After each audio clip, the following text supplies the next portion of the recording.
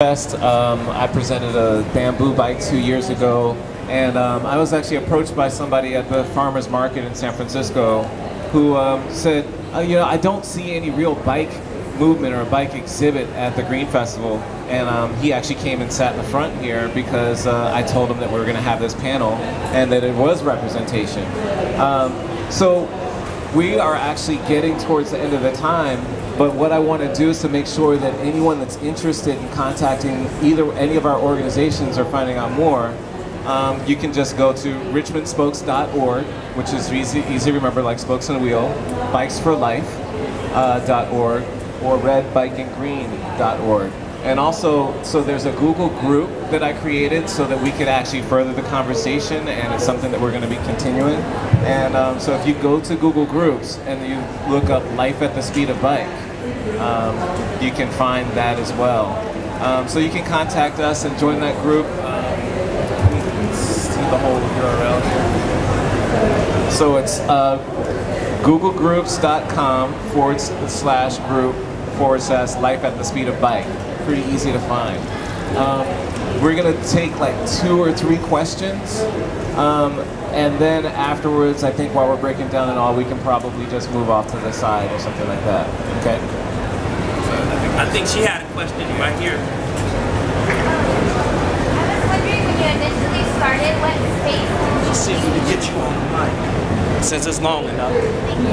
I was wondering, when you initially started your projects, what space did you use? What space was available to you? I think the initial spaces that are available to use, because it's biking, is the street, on bikes, riding around, connecting with people one-to-one. Because, you know, we don't necessarily start with a bike shop. Bike shops are you know, capital intensive, but a movement, just like Occupy, is something that's an idea that can propagate through people just caring. Man, hey, I went out in Bikes for Life.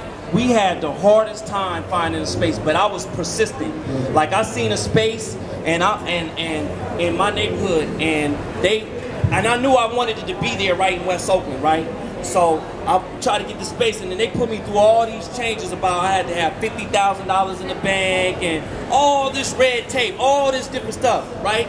And I was just persistent. It was a slab. It didn't even have no bathroom or nothing.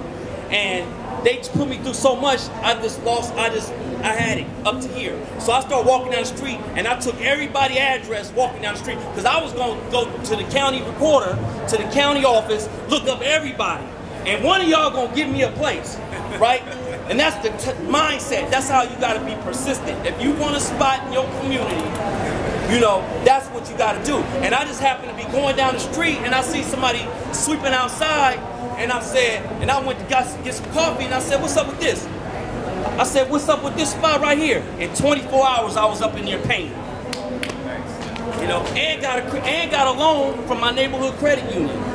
So you just got to be persistent. There's spaces that you see in your community. They may not look nice. You may have to do some fixer up, but just don't settle for no. And you know, you gonna get that spot. Our space, can you guys hear me?